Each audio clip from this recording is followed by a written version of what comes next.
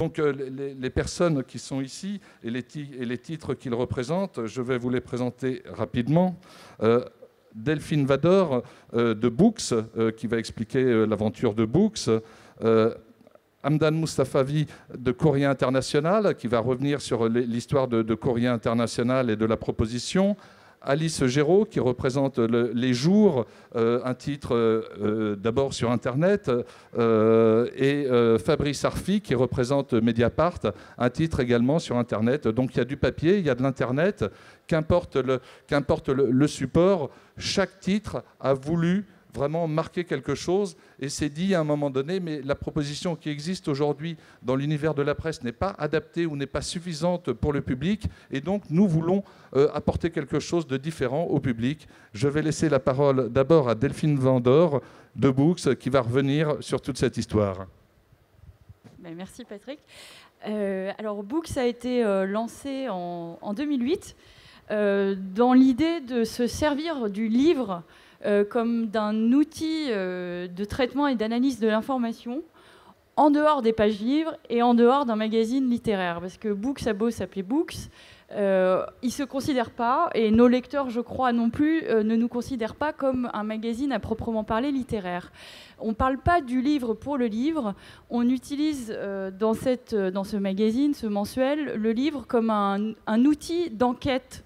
En fait, chez Books, nous sommes des journalistes, alors je fais un peu de jargon quand même, ce qu'on appelle dans le métier assis. On ne part pas en reportage, on rencontre des auteurs évidemment, mais on fait nos enquêtes et nos reportages dans le livre. En fait, on utilise vraiment ce moyen. Alors Books aussi, donc livre, et la connotation anglophone est assez évidente. Il se trouve que le médium qu'on a choisi pour cette investigation de l'actualité et des grands enjeux sociétaux et l'actualité au sens très large, c'est la book review à l'anglo-saxonne. C'est un type d'article qu'on ne trouvait pas, dont on ne trouve pas d'équivalent dans la presse française. En tout cas, à l'époque, parce que maintenant, il y a quand même une tendance à aller vers ce mode narratif-là. Mais à l'époque où le magazine a été lancé, il y avait vraiment un constat de manque. On se disait qu'on arrivait, parce qu'on avait la chance de lire l'anglais pour la plupart, mais aussi l'espagnol, le portugais, pour des revues qui font des choses équivalentes dans le monde luso-hispano, et y compris pour certains titres de la presse allemande.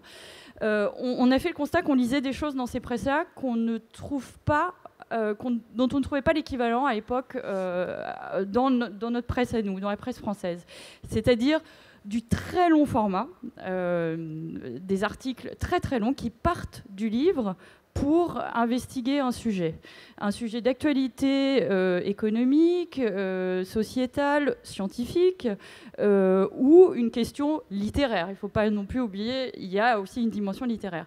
Mais voilà, on avait fait ce constat que le livre en France était un peu cantonné à la critique, à la critique du livre pour le livre, et qu'on ne s'en servait pas comme d'un outil pour aller plus loin sur une question.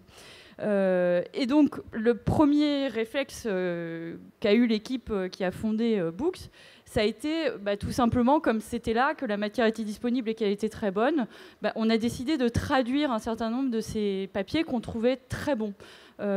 Sur des questions très diverses. Les traduire, ça ne veut pas dire simplement faire une traduction mot à mot, ça veut aussi dire les adapter. Parce que ces articles, ces longs articles très fouillés qui viennent de la presse étrangère, ils sont pas forcément clés en main pour le lecteur français. Donc on s'est mis à faire ce travail de traduction, d'adaptation, d'enrichissement par des recherches que nous, pour le coup, on va faire nous-mêmes, en encadré, en notes, pour donner des éléments d'éclairage sur des points qu'on ne trouve pas suffisamment clairs dans le texte. Mais voilà, notre travail, il se fait dans le texte. On est un peu des enquêteurs du texte. Et puis ensuite, comme on est quand même on est quand même des journalistes à la base pour la plupart d'entre nous. On est une petite équipe, on est 8 journalistes. Et ben, on est aussi allés nous-mêmes faire notre travail de journaliste en faisant des interviews, en écrivant nous-mêmes à propos de livres sur lesquels on ne trouvait pas de bons articles traduits. Et ben, on est allés nous-mêmes faire le travail de résumé, enfin de revue de presse, si on veut. Et donc, c'est là qu'on rejoint aussi en partie sur ces deux modes de traitement, la traduction et la revue de presse, le modèle de Courrier International, qui était le grand frère, on va dire, de Books de ce point de vue-là. Mais voilà, nous, c'est toujours par le prisme du livre. Alors, je ne veux pas faire trop de pub, je ne suis pas là pour faire du marketing, hein, mais... Alors voilà, donc on paraît tous les mois et il y a une chose dont je voudrais vous parler. Donc, en plus, donc, voilà, c'est un magazine qu'on trouve en kiosque, en librairie. On ne vend pas autant que 21 en librairie, mais on aimerait bien.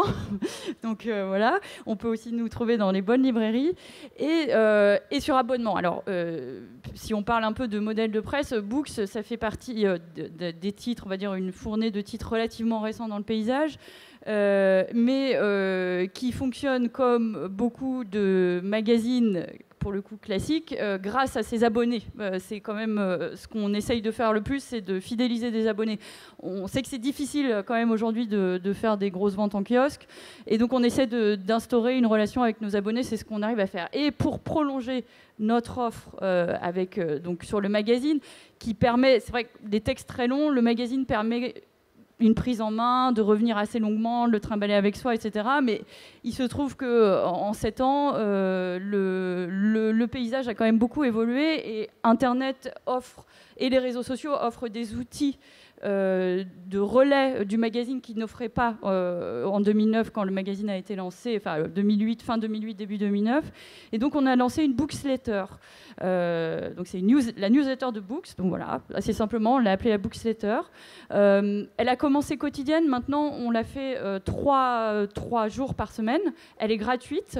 Elle se nourrit des archives de Books qui sont maintenant assez volumineuses, mais aussi de livres qu'on va chercher pour la Booksletter en dehors de nos archives.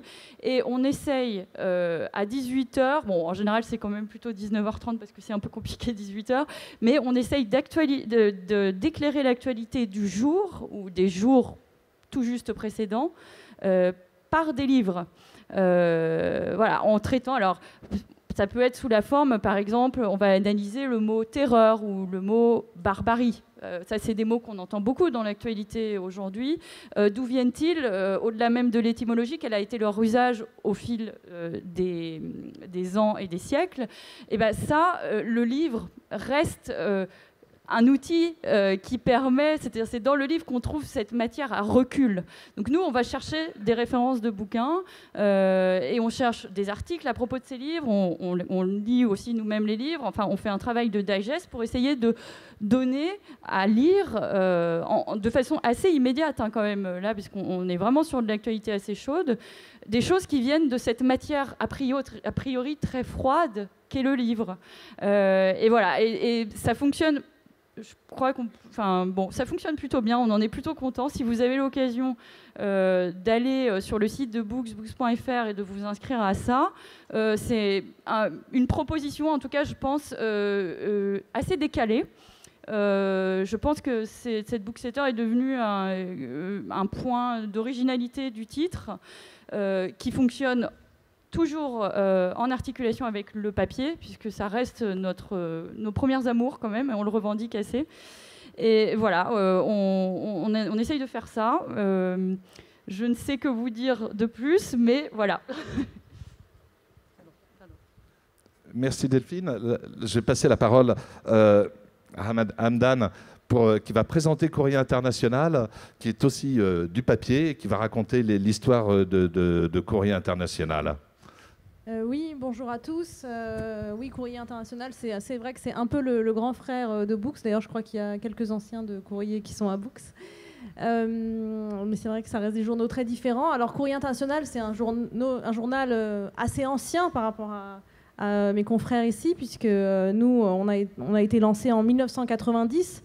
dans une ambiance, me racontaient les collègues plus anciens, où il y avait un constat que, voilà, après la chute du mur de Berlin, après les grands changements historiques, il manquait finalement en France, surtout c'était bien avant Internet, etc., il manquait ce regard international. Qu'est-ce que les gens lisent dans leur pays? C'est ça que les fondateurs de Courrier voulaient apporter aux lecteurs français, leur montrer voilà, des traductions parfois intégrales du Asahi Shimbun au Japon, du New York Times évidemment, et de toute la presse internationale. Et aujourd'hui, on est 26 ans plus tard, et Courrier reste fidèle toujours à ce concept qui est de traduire la presse étrangère du monde entier et de la porter aux lecteurs français.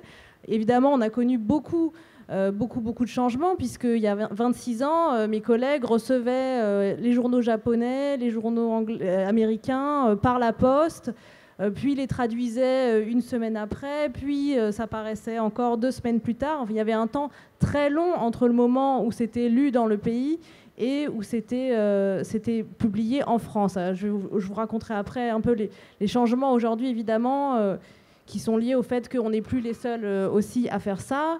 Que maintenant l'information c'est tout de suite, c'est maintenant, et ça a posé tout un défi pour nous.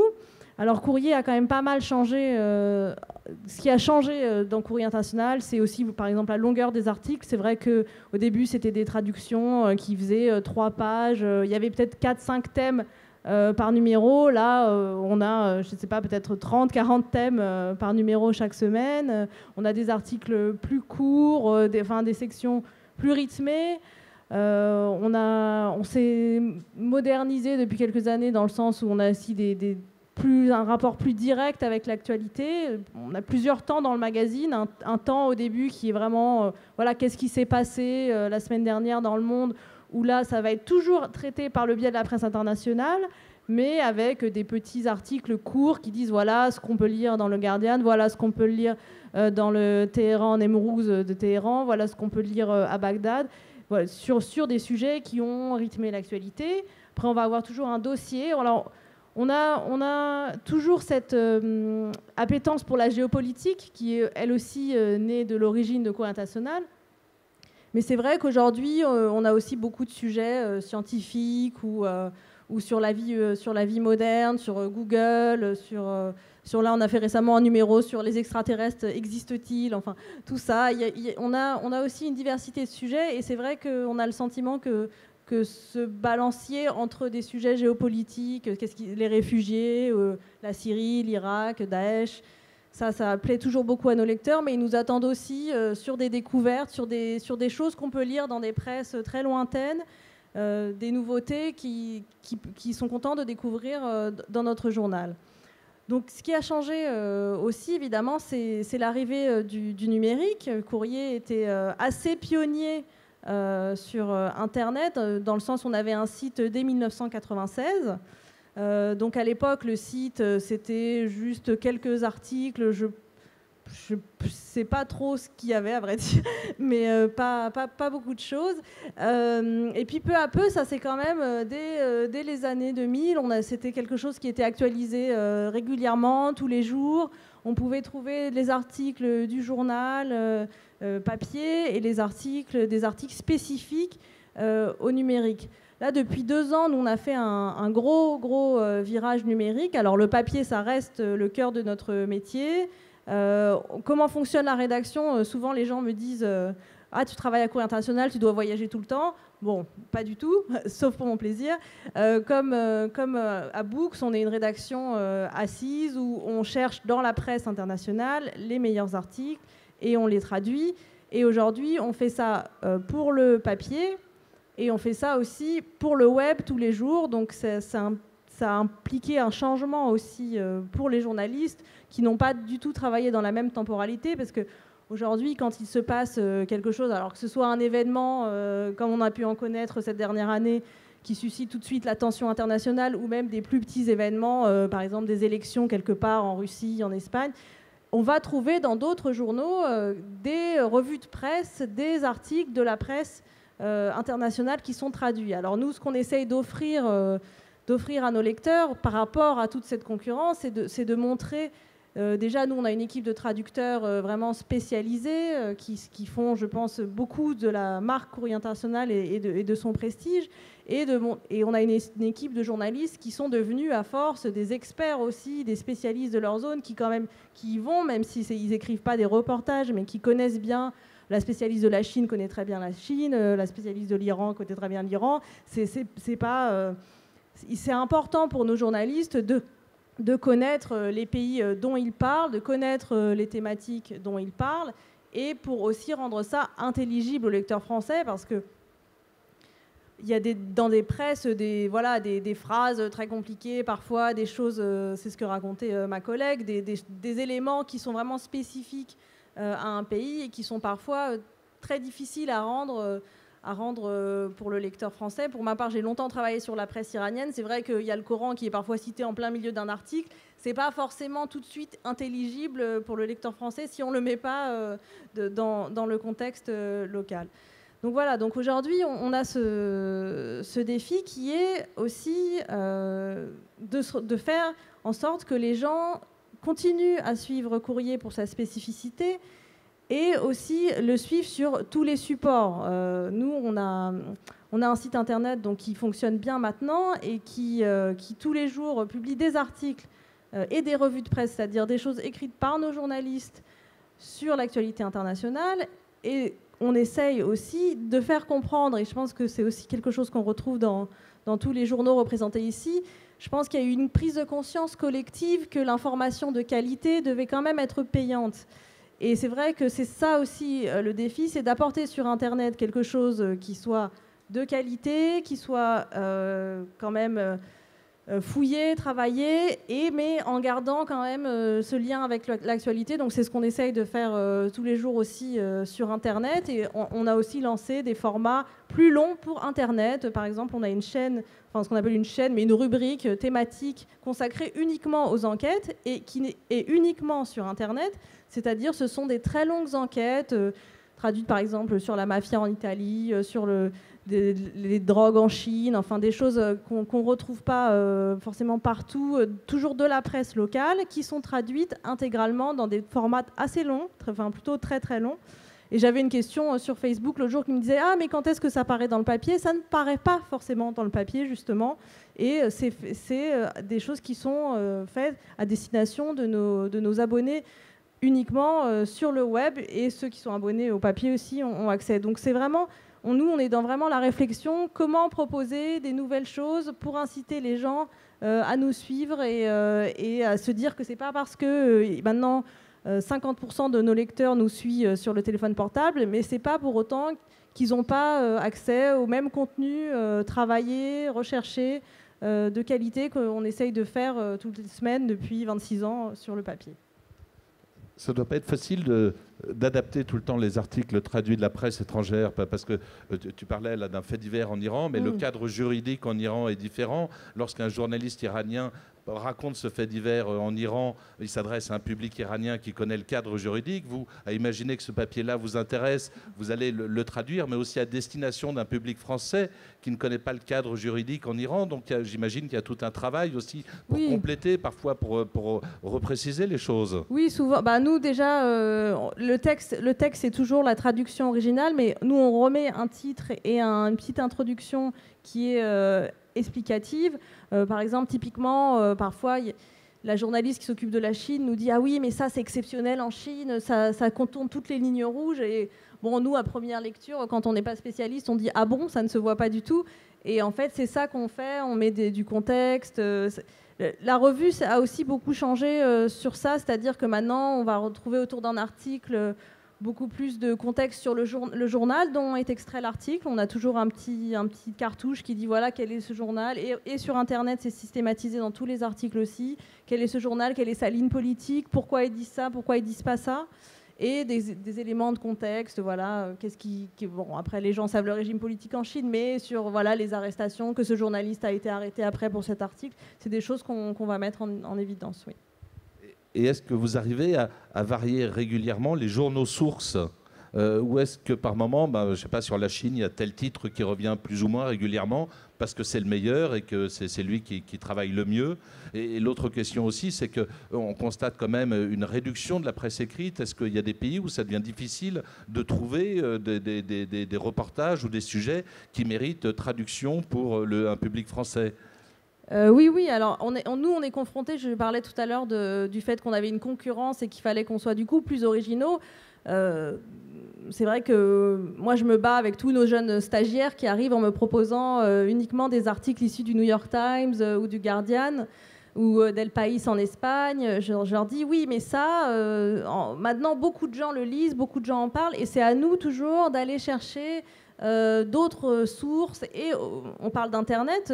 Maintenant, voilà, il y a énormément de pays où il y a des sources. Dans le monde arabe, par exemple, il y a énormément de sources qui sont uniquement sur Internet et qui sont beaucoup plus libres que les journaux, évidemment, officiels de certains pays. Donc, c'est vraiment... Évidemment, il y a certains grands journaux où on sait qu'on va toujours trouver des articles de qualité. Et parfois, il y a des très grandes enquêtes qui doivent être... je pense que c'est aussi notre travail de dire, voilà, il ne fallait pas rater cette très très bon article du Guardian ou du New York Times. Mais c'est vrai que nous, toute notre démarche, c'est d'essayer de montrer que voilà, on parle des langues rares, on connaît des pays dont personne ne parle jamais, et on essaye d'apporter quand même ces sources originales. Et j'ai oublié la deuxième question. S'il y avait des pays dans lesquels il n'y avait pas de presse que vous même, pourriez tirer, quel mais pays, même aux États-Unis, il y a plein de presse, mais c'est vrai qu'il y a énormément de journaux qui ont fermé aux États-Unis, par exemple, ou qui se sont complètement transformés. Avant, il y a le Christian Science Monitor, qui est un journal qu'on utilisait beaucoup, qu'on continue à utiliser, mais c'est vrai qu'il est passé de totalement numérique. Et il y a comme ça eu tout un mouvement de journaux, et ça oblige aussi, oui, à rechercher. Mais je ne dirais pas que le nombre de sources se réduit, parce que nous aussi, on a aussi un peu changé notre façon de travailler, dans le sens où on va aussi traduire... quand les blogs sont apparus, on s'est mis à traduire des blogs. Parfois, en vérifiant évidemment la source, etc., mais on va s'appuyer sur des posts qui sont parus sur Facebook. L'essentiel pour nous, c'est toujours de montrer les voix étrangères et de montrer qu'est-ce que les gens lisent, qu'est-ce que les gens du pays ou de la communauté, parce que parfois il y a des voix en exil qui sont très intéressantes aussi, qu'est-ce que ces gens lisent et comment les retranscrire aux lecteurs français. Merci beaucoup, Hamdam. Nous allons passer aux jours. Alors là, c'est complètement nouveau, les jours. Alice va nous en parler. C'est complètement nouveau. Ça a moins d'un an. Hein. Si je ne me trompe pas, je suis toujours très mauvais en chronologie, mais ça a moins d'un an. C'est uniquement sur Internet. Et Alice va nous expliquer un peu ce que sont les jours. Alors les jours, effectivement, c'est tout récent par rapport à vous trois. Les jours sont nés en février dernier, donc ça a 8 mois. Les jours, c'est on dit journal, nous c'est sur Internet, mais on continue à dire journal, d'actualité, qui raconte l'actualité de façon un peu particulière, qui raconte l'actualité, nous on dit sous forme obsessionnelle, sous forme d'obsession, c'est-à-dire qu'on on traite l'actualité, mais pas de façon exhaustive. On traite certains sujets et on les prend et on ne les lâche pas. Et on les raconte d'une manière un peu particulière, puisqu'on les raconte un peu à la manière d'une série, avec des épisodes, des personnages, on pourrait dire une forme de documentaire en temps réel de l'actualité, sur des sujets relativement variés, des sujets de société français, des sujets à l'international. On a environ une quinzaine d'obsessions comme ça, ou de séries ouvertes, et qu'on raconte... au jour le jour. Certaines sont quotidiennes, d'autres hebdomadaires. Alors on fonctionne on est sur un système d'abonnement mensuel. Juste une question, Alice. Comment vous en êtes venue à créer les jours? Pourquoi? Quelle a été la démarche?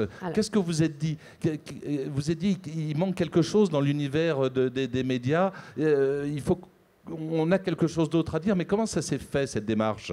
Alors, c'est né de deux choses. C'est né à la fois, effectivement, comme tu disais, d'une envie de créer quelque chose, et aussi d'un besoin et d'une urgence. On a créé les jours à une petite dizaine de journalistes. On venait tous de Libération. On travaillait tous à l'époque à Libération.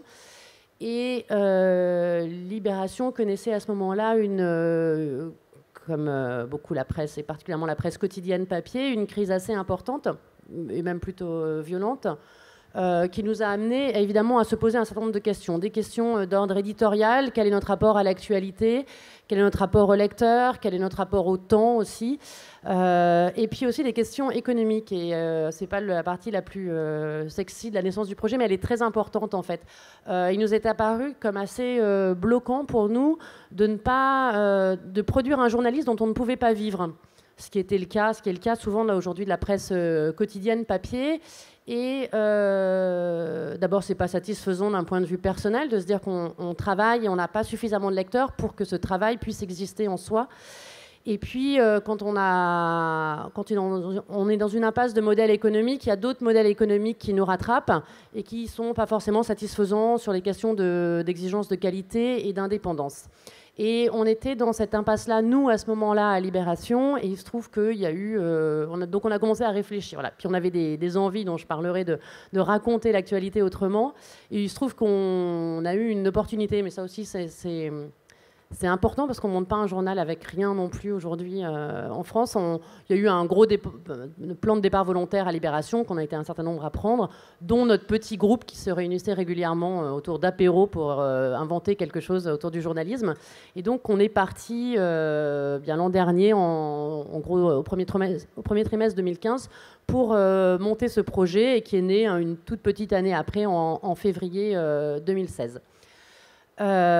Et donc, et après je ne parlerai plus du modèle économique, mais c'est important, l'idée de ce journal a été tout de suite d'être sans publicité, sur abonnement pour vivre de ses lecteurs, voilà, parce qu'on avait besoin d'indépendance. Et puis alors il y a autre chose, c'est qu'on est très attaché à la photo.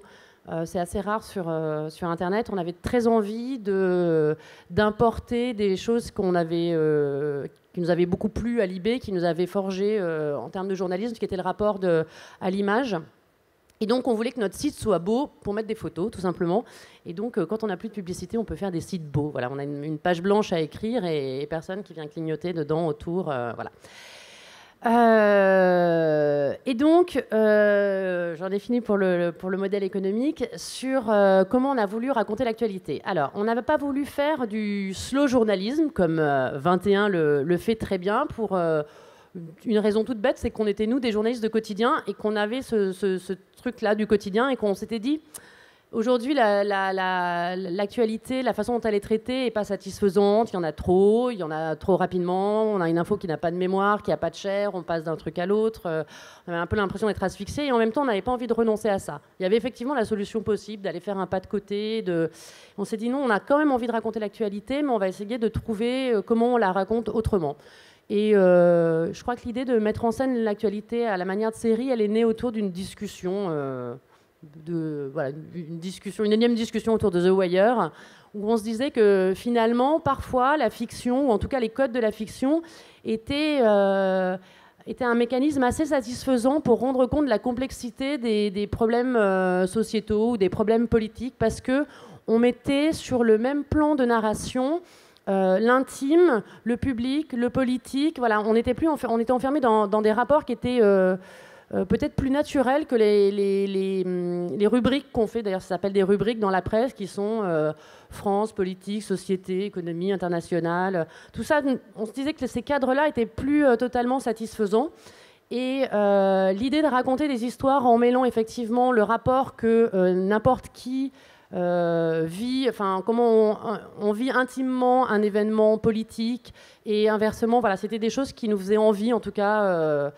à mettre en œuvre. Et puis il y avait autre chose qui était là dans les insatisfactions, les frustrations qu'on avait. On avait le sentiment tous depuis quelques années de vivre un peu sous la coupe de la communication, des agendas de communication dans les différents... on vient de plein de rubriques différentes. On était sur les sociétés, étrangers, médias, enfin bon. Et on partageait tous ce sentiment d'être aux ordres d'une puissance invisible et à la fois très visible, qui scandait notre rapport à l'actualité, qui nous disait qui va parler à quel moment, quand. Là, c'est la séquence machin. Là, c'est et on s'est dit, voilà, comment on fait pour pas se faire embarquer dans ce storytelling, Eh bien, l'idée, c'était de créer notre propre storytelling. D'où l'idée de ces séries et de ce storytelling que nous, on maîtrise plus et qui nous protège un peu de celui de la communication. Voilà, et donc on s'est mis à raconter des histoires de cette façon-là. Pour vous donner un exemple de ce qu'on fait concrètement, moi, par exemple, j'ai passé un an dans une classe de 3e d'un collège en REP cette année. Avec la classe de 3e, l'idée était de parler de mixité sociale, d'orientation scolaire, mais aussi des adolescents. Et l'idée, c'était de se placer, pas dans le bureau de Najat Vallaud-Belkacem, mais de se placer là où ça se passe, et à hauteur d'adolescents, de profs, de pions, enfin on dit plus des pions, mais voilà, de surveillants, de CPE et de principales, voilà. On a un journaliste, Olivier Bertrand, qui depuis le mois de novembre, bien qu'on est ouvert en février, mais on a fait un peu de travail préalable, avait décidé de suivre la Turquie. Il était bien inspiré en se disant, voilà, il se passe quelque chose là-bas. Et depuis ces mois, il nous racontait par les gens qui y vivent, pas seulement, par des politiques aussi, un pays qui s'enfonce dans la dictature et quel est le rapport de cette violence politique sur plein de sujets, pour les Turcs, mais aussi pour les réfugiés syriens qui y vivent. Et voilà. Et là, on continue à raconter cette histoire-là. On a une obsession sur Vincent Bolloré.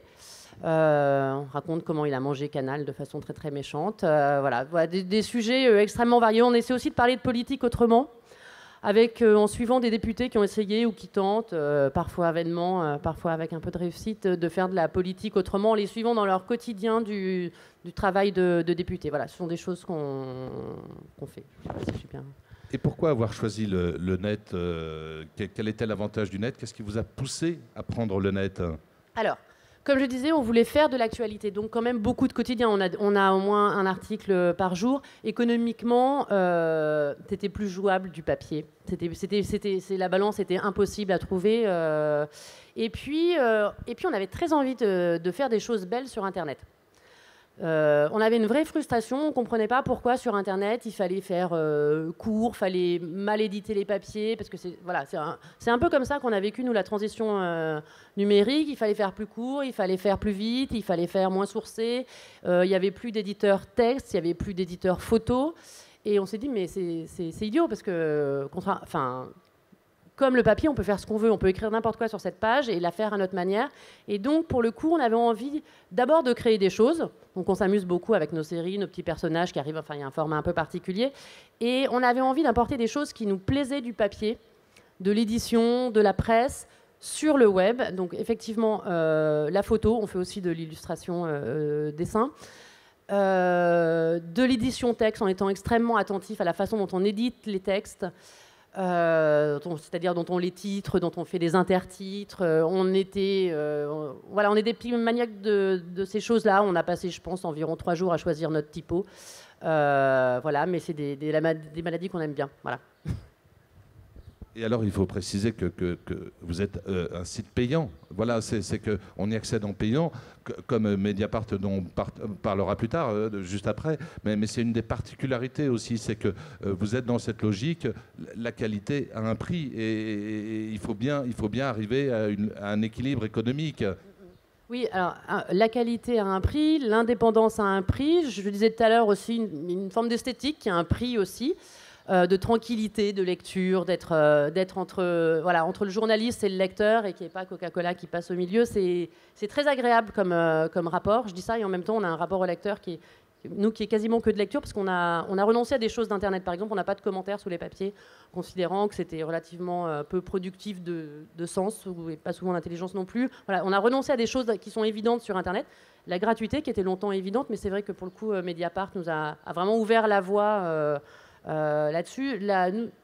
C'est l'indépendance, la qualité, et puis il y a quelque chose de très sain là-dedans. Puis par ailleurs, on a aussi un peu étudié la question, tout bêtement. Là, il se trouve que le modèle publicitaire, il n'est pas très rentable. Donc comme l'idée, c'était quand même qu'on arrive à vivre du journalisme, on s'est dit on va prendre un modèle plutôt rentable. Voilà. Merci beaucoup, Alice. Le dernier cas de figure, en l'occurrence de la discussion là, à l'instant, c'est Mediapart. Fabrice va revenir sur l'histoire de Mediapart, va nous expliquer un petit peu comment tout ça s'est construit, toutes les difficultés qu'il y a eu. Mais d'abord, il y a quand même une chose à la base évidente que vient de rappeler Alice, mais c'est que Mediapart, dans l'univers de la presse Internet, va faire une rupture, puisque ça va être la première proposition payante par Internet. Autrement dit, on en revient à cette idée qui est quand même assez fondamentale, l'information a une valeur. Oui, bonjour à tous. Absolument, et je crois que c'est précisément même une sorte d'invariant qu'il pourrait y avoir au sujet des 4 titres qui sont présentés, et même 5 avec évidemment la revue 21. C'est exactement ce que dit Patrick, c'est que là où on a été pendant très longtemps dans une époque de recherche de l'audience, on s'est dit qu'il fallait trouver en réalité un public, qui n'est pas tout à fait la même chose, et que l'indépendance a un prix, a un coût, et que cette indépendance, qui est, je crois, le principal contrat de confiance qui puisse lier un lecteur aux médias qui l'informent, et surtout de ce qu'il ne connaissait pas avant de lire le dit média. L'indépendance marche sur deux jambes. La première jambe, elle a déjà été décrite, c'est la jambe économique, l'indépendance économique. La gratuité, en réalité, et c'est le constat, en tout cas le pari qui a été fait en 2008, Mediapart est né la même année que Books, de se dire que la gratuité était une sorte de leurre, qui était un piège, puisque non seulement d'une main, en réalité, on la paye toujours, la gratuité, et qu'elle pouvait être destructrice en termes de valeur éditoriale et de qualité éditoriale. Et pendant plus de 15 ans, la presse, en France, notamment la presse quotidienne, a vécu sur une idée qui, je pense que les historiens des médias, dans quelques années, regarderont ça avec une certaine sidération, sur l'idée qu'on pouvait donner à lire gratuitement sur un écran ce qu'on essayait péniblement de faire payer dans un kiosque. Ça a participé, c'est pas la seule raison, mais ça a évidemment participé de une forme de début de désintégration de modèles de presse qui ont pourtant gouverné pendant des décennies, si ce n'est plus, en France et ailleurs. La gratuité, il ne viendrait, je pense, à l'idée de personne dans le public de rentrer dans une boulangerie, de prendre une baguette et de partir sans payer.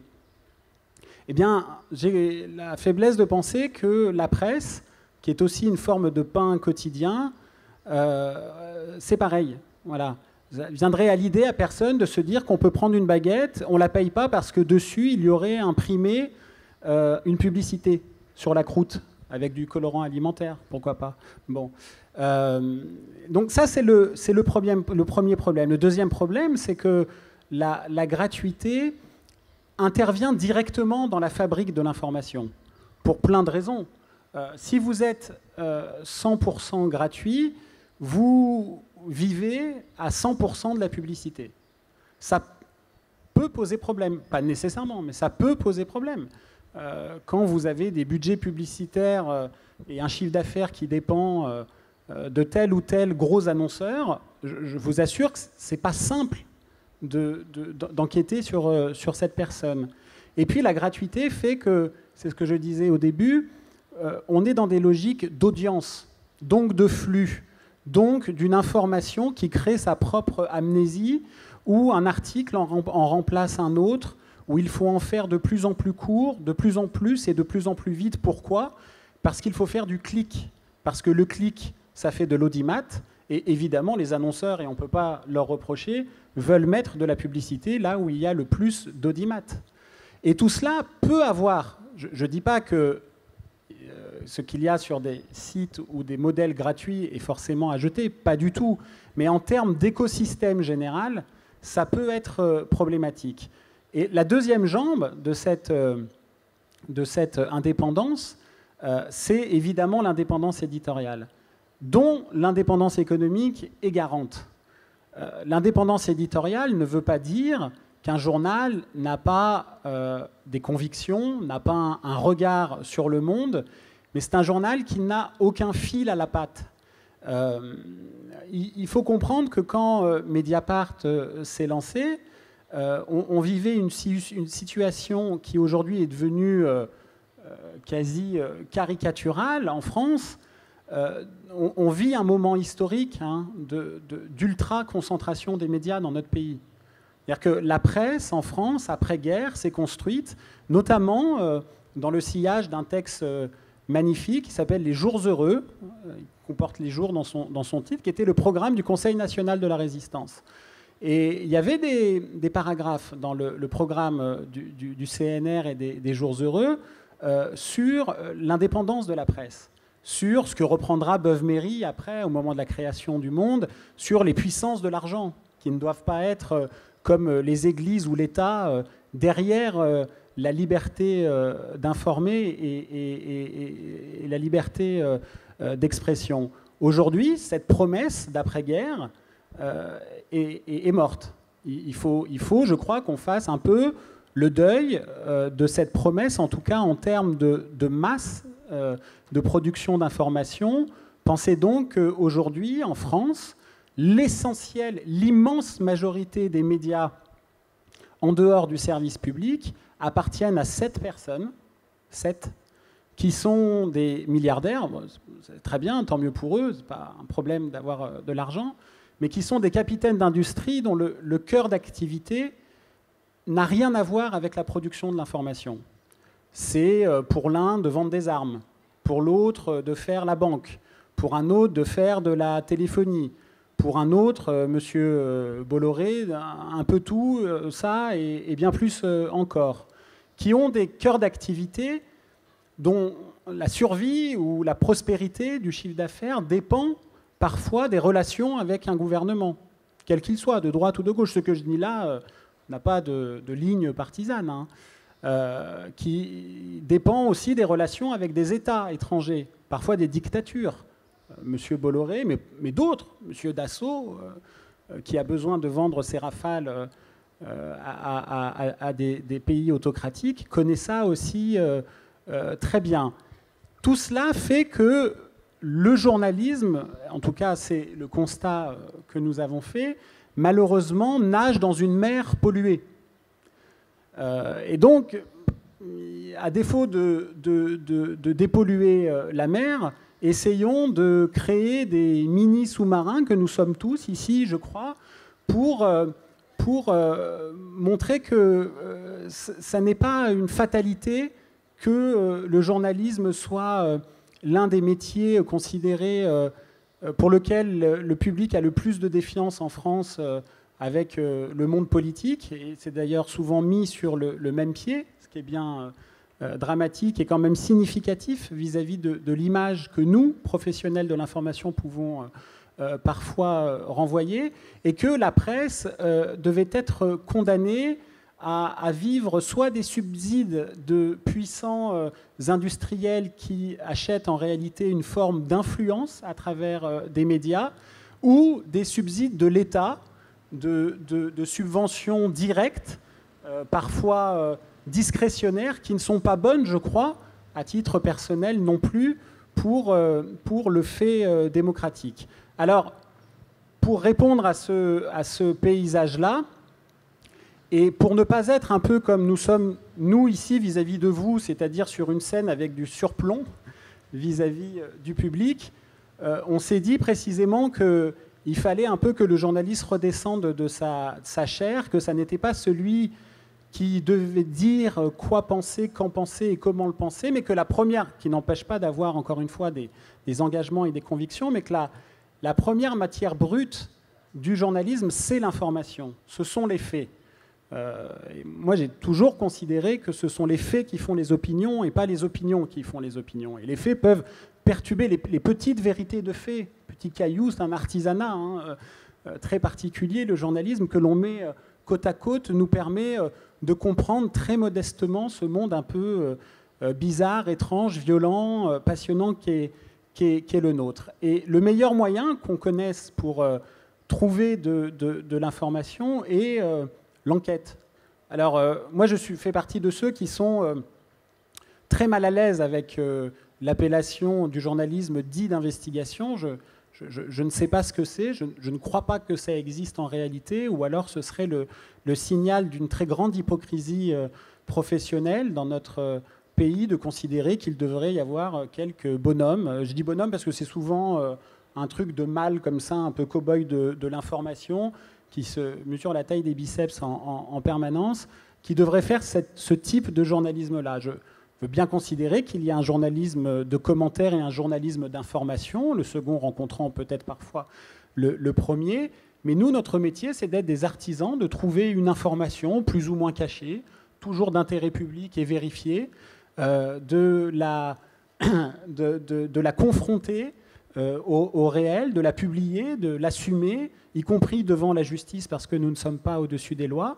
Et de ce point de vue-là, nous faisons rien d'autre que de l'information. Alors, le mot, moi, que j'aime bien et qu'on aime bien particulièrement à Mediapart, c'est le mot de révélation. Pas au sens du scoop pour le scoop et du buzz pour le buzz, mais quasiment au sens photographique du terme, alors du siècle passé, hein, de la photo argentique. Je ne sais pas s'il y en a qui ont déjà développé des négatifs. On le trempe, le négatif, une fois qu'il a déjà été développé, dans un bain qu'on appelle un bain de révélateur. Le révélateur. Bon. En fait, le révélateur permet de montrer ce qu'il y a déjà d'imprimé sur la photo, mais qu'on ne voyait pas. C'est exactement la définition que j'ai de notre métier. C'est de montrer ce qui est là et qu'on ne voit pas forcément. Après, nous posons ça sur la table et c'est la grande conversation publique et démocratique qui décide de penser pour, contre, ni pour ni contre, bien au contraire. Et c'est pour ça qu'à côté de ce que nous avons appelé le journal dans Mediapart, nous avons ce que nous avons appelé le club qui un peu entre en résonance avec le part de Mediapart, c'est-à-dire le participatif.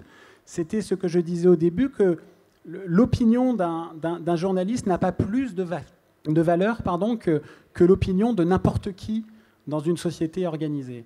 Et c'est pour ça que nous avons le club qui est une sorte de plateforme de blog.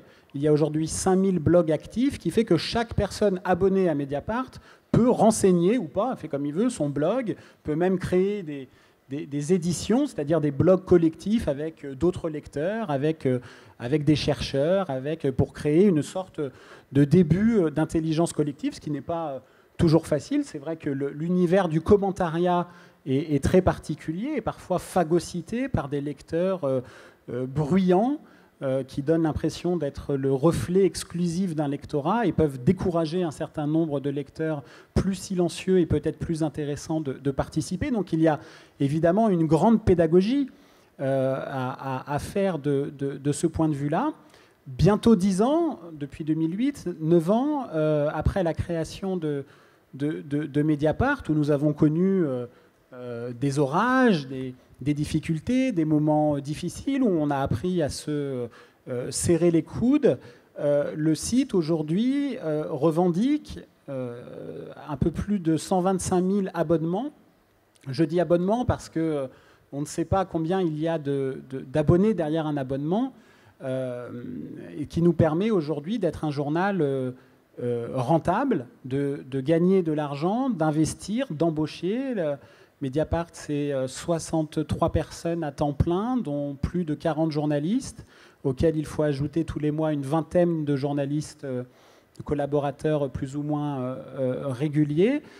Et c'est ce pari-là que nous essayons de tenir. Évidemment, éditorialement, on peut discuter, critiquer, bien entendu, le travail qui est le nôtre, mais qui, je crois, a montré, a convaincu qu'à un moment donné où sur Internet le dogme était qu'il fallait que ce soit gratuit absolument et que la gratuité égale à une circulation plus démocratique de l'information, que ça n'était pas le cas. Je vous donne un seul exemple et j'en terminerai. Un journal qui a été beaucoup cité par la consoeur du Courrier international parce qu'il incarne une forme d'excellence journalistique qui est le Guardian.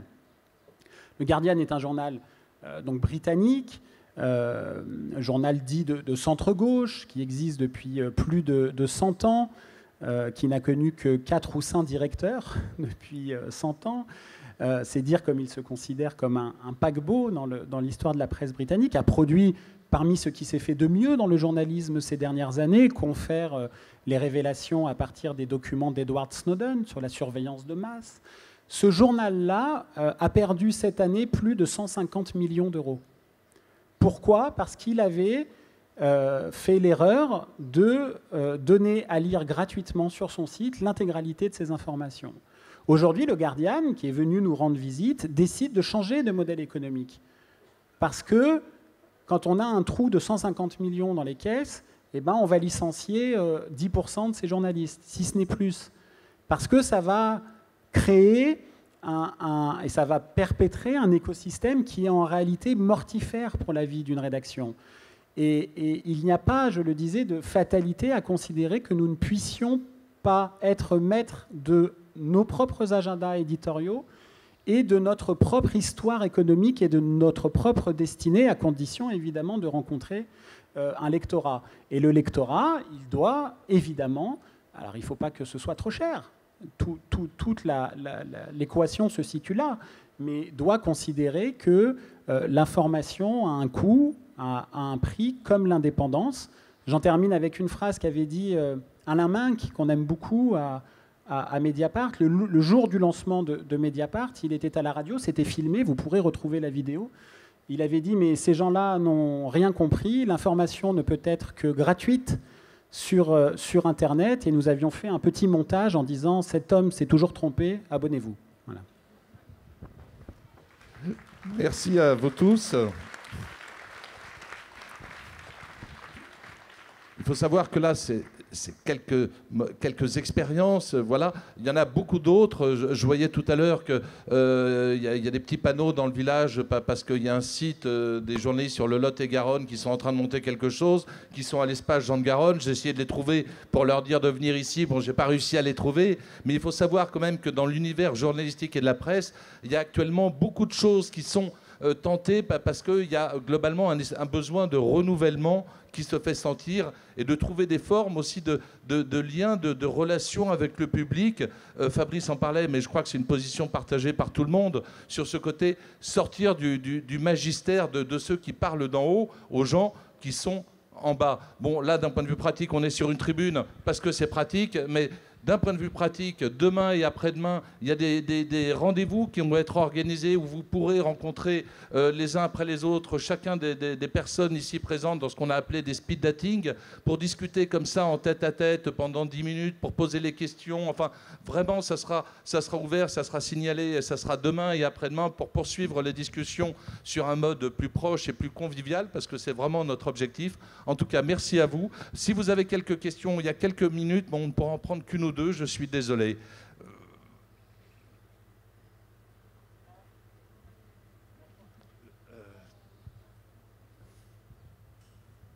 Essayez de préciser à qui vous posez plutôt la question, ça permettra d'être plus rapide pour répondre. Je suis désolé compte tenu du temps. Voilà.